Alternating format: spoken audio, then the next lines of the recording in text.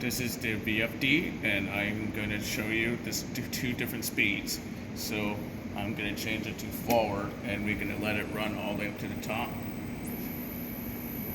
all the way up to 31.5 hertz. So that's about 905 rotations per minute, and I press on, and it's running. So that is the running motor.